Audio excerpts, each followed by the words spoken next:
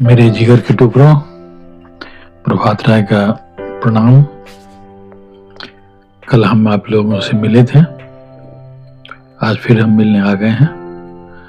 कल हम बता रहे थे कि एक बेहतर मानव बनने के लिए सबसे ज्यादा जरूरी है डिसिप्लिन। और डिसिप्लिन माने अनुशासन खुद पे करना, अपने आप पे करना।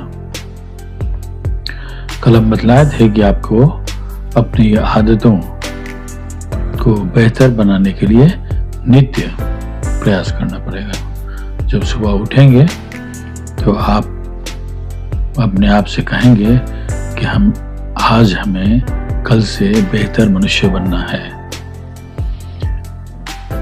हम कर रहे थे बेहतर नागरिक आप बनेंगे तो बेहतर मनुष्य बनेंगे। बेहतर मनुष्य बनने के लिए सबसे ज्यादा जरूरी है कि घर का वातावरण, समाज का वातावरण और देश का वातावरण।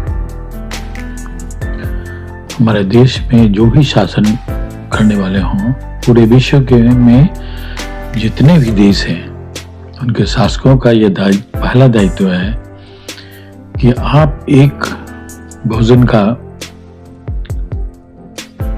ग्रहण करते हैं, कौर, जिसको हम लोग हिंदी में कौर बोलते हैं, बिहार में भी।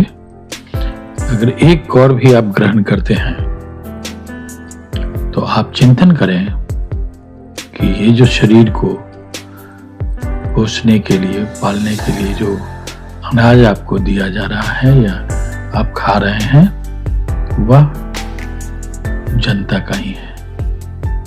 जनता का भी एक कौर, पहला कौर जो उठाएं तो आप स्मरण करें।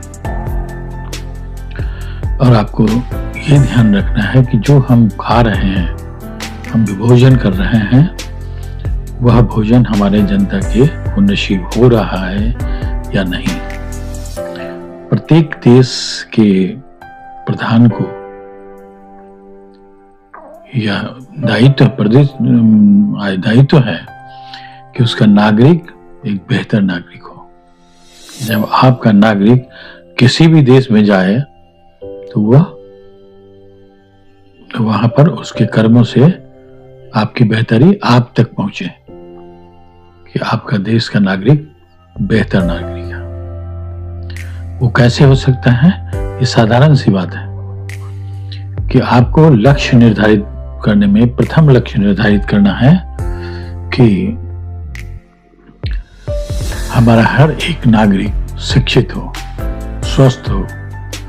तो ये सरकार का दायित्व है कि पूर्ण शिक्षा,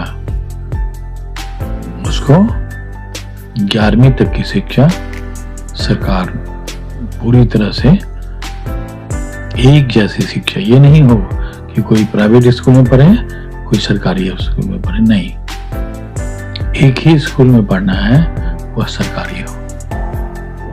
ये प्राइवेट स्कूल धंधा किए हुए हैं, खास करके हमारे भारत में। उनका धंधा है कि माता पिता से उनका 70% की कमाई निचोड़ ले। तो वो सरकार का दायित्व है कि सरकार एक स्पष्ट और कठोर कानून बनाए कि जो शिक्षा हो 11वीं तक, वह उसे दे, सभी भाषाओं का दे, उसका डिसिप्लिन का, रहने सहने, उठने बैठने का, स्कूल में उसका 5वीं तक की शिक्षा में उसे आचरण, उठने बैठने का शिक्षा दें, कैसे कुछ भाषाओं का शिक्षा दें, और 6ठी क्लास से लेके 11वीं क्लास तक उसे विषयों का शिक्षा दें, विषय का। 11वीं क्लास में जब वो आ जाता है, जब वो विश्वविद्यालय में जाता है पढ़ने के लिए, आगे की पढ़ाई, उसको 11वीं में ही जिसे नौकरी मिलना हो, नौकरी में जाना चाहता हो, उसे मिल जाना चाहिए। सबको समान अवसर मिलना चाहिए। किसी की विशेषता नहीं, किसी जाति के नाम पर उसको पद मिल जाए या कोई जगह मिल जाती है, वो कभी भी बेहतर नागरिक नहीं बन सकता है। बेहतर नागरिक के लिए समान अवसर पढ़ाई के अगर मिले हैं तो समान अवसर उसका नौकरी के भी मिलना चाहिए। फिर जो पढ़ना चाहता है 11वीं के बाद, उसे 11वीं के बाद पढ़ने के लिए विश्वविद्यालय उसे जाना होगा, और विश्वविद्यालय का खर्चा भी सरकार थोड़ी उठाए, ज़्यादा तक उसे उठाए, और बच जाए तो पार्ट टाइम जो 11वीं तक ग्रहण किया है तो उसके आधार पर उसे पार्ट टाइम का जॉब मिले और वह आगे की पढ़ाई पूरी करे।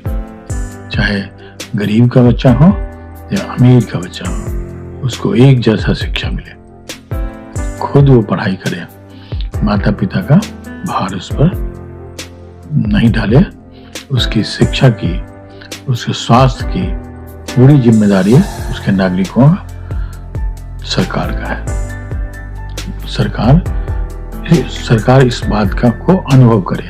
अगर आपका लक्ष्य होना चाहिए कि हमारा नागरिक बेहतर से बेहतर नागरिक हो, दुनिया का एक बेहतरीन नागरिक हम बनाएं, और दुनिया में कहीं भी जाए तो अपने देश का नाम करें।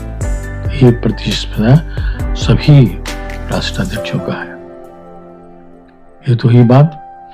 अब चलते हैं बच्चों के गार्जियन, जो माता पिता हैं, उनके लिए, कि आप जो भी अपने जीवन में धारण करेंगे, जो भी आप कर्म करेंगे, वो असर बच्चों के ऊपर होता है।